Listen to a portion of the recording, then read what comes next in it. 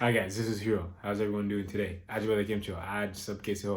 today I'm going over Mercury's transit in its own sign of Gemini. Okay, now something to note here is that the whole time Mercury transits its own sign of Gemini, Sun is there also. Okay, so when it gets there, Sun's about 10 degrees, and when it leaves, Sun is about at 20 degrees. Okay, so it's kind of crossing over Sun right in the middle of the sign. Okay, so this is important because Sun has a huge impact on Mercury's transit here. Okay, Sun has a huge impact on Mercury regardless of whether they're conjunct or not. Okay, and I'm going to explain why. Because at the initially, when it comes to this transit, you might think, oh, Mercury's in its own sign. Well, you have to take it. You have to always look at the Sun, right? Because the Sun is the identity. Now, the rational intelligence, which is Mercury, it serves the identity. Okay, so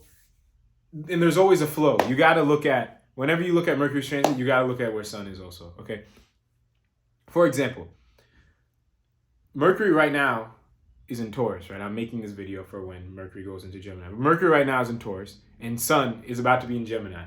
So your ego is kind of trying to expand, but your rational intelligence is kind of trying to stay stable, which is what Mercury and Taurus represents, right? I'll give you an example. Like today I got a haircut. Mercury or Sun's about to go into Gemini. So I got a haircut. But the Mercury part of me is saying, hey, just stick to what you know. Don't try to do anything crazy, okay? Or for example, today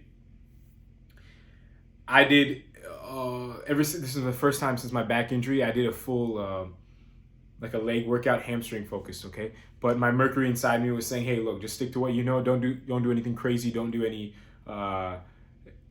super heavy lifts. Okay, so this is kind of an example of that. Now, if Mercury goes into Gemini, joins the Sun, which it is, it's a different flavor. Okay, and the fact that both of them are here in the same sign kind of just boosts it. Okay, but it boosts it more than normal than just two regular planets there. It's like a huge thing.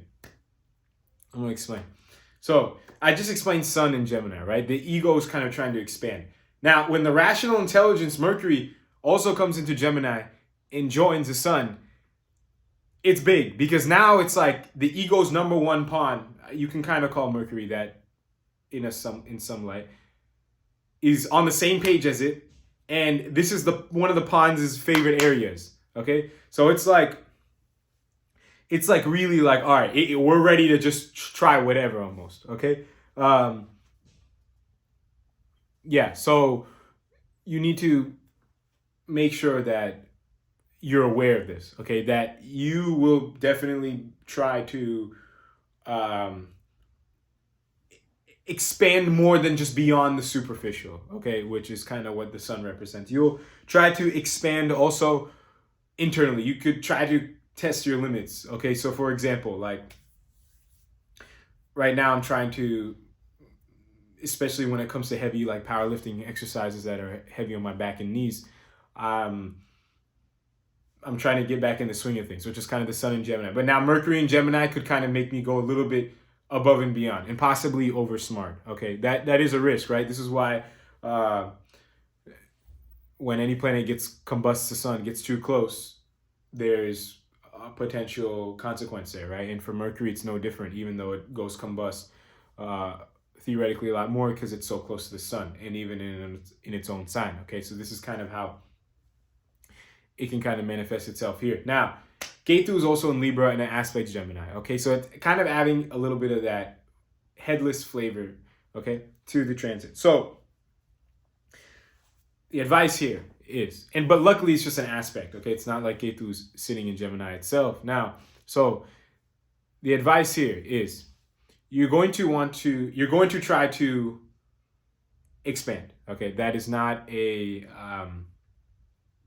secret, but you want to make sure that you still stay grounded and smart as possible. Okay, if something seems really out of reach, and this is where you kind of got to look at all the energies. Okay, because this is just one transit. So for example, Mars is at the end of Cancer, debilitated, about to go into Gandanta. So you could feel a little bit implosive, right? I know directly Mars doesn't have, I know I usually talk about the, the direct aspects and things like that. But you got to look at the whole picture, and sometimes the whole picture is just outside of things that you can directly, like mathematically, connect to this transit. Okay, so Mars here is also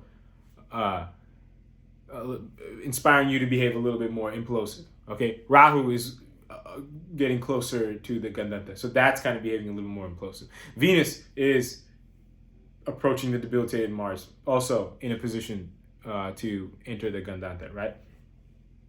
Saturn just went retrograde. Okay, so there's a lot of this implosive energy. Now, it can go good or it can go bad. Okay, you got to look at your dashas and everything, right? But my general advice to the audience is Mercury, yes, it is in its own sign, but it is combust sun. It's moving very quickly through its own sign, and it is having this aspect by Ketu, and I just explained all the other planets are in a position to kind of give some implosive results. Okay, so advice here is you can really, really change your life. Okay, now as you guys might know, you can change your life in one way, or you can change your life in the other way. How you change your life, to an extent, besides your dashas and karmas and stuff like that, it's on you, right? You have some aspect of free will. So how would I use my free will if I were you guys? I would stay as grounded as possible, okay? Because the decision making is going to happen, okay? The energies are just there for you to do stuff. Now, what you want to, that you can't control, right? But what you can control is your behavior. So to an extent. So your energies are going in a certain direction, right? So you want to complement that. You don't want to kind of fight it. You want to say, hey, look, it's going in this direction. Now, let's make sure that we're as grounded as possible. Okay, so maybe let's not, binge drink alcohol during this time, right? Because that's going to add to the implosiveness and take away from your grounded thought nature. Okay, let's do some other things, right? Like meditation or yoga, or just things that will put you overall long-term at peace, right? To enhance your grounded decision making and lower your potential to make bad decisions and give into negative implosiveness. Okay, so I hope that made sense. Yeah.